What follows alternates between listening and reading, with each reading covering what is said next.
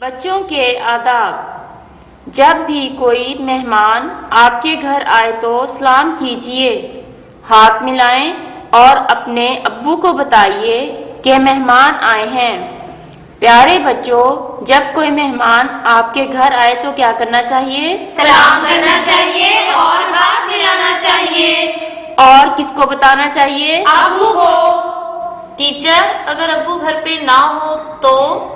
اگر ابو گھر پر نہ ہو تو گھر میں کسی بھی بڑے کو بتانا چاہیے کہ مہمان آئے ہیں۔ جب بھی کوئی مہمان آپ کے گھر آئے تو سلام کیجیے، ہاتھ ملائیں اور اپنے ابو کو بتائیے کہ مہمان آئے ہیں۔ جب بھی کوئی مہمان آپ کے گھر آئے تو سلام کیجیے، ہاتھ ملائیں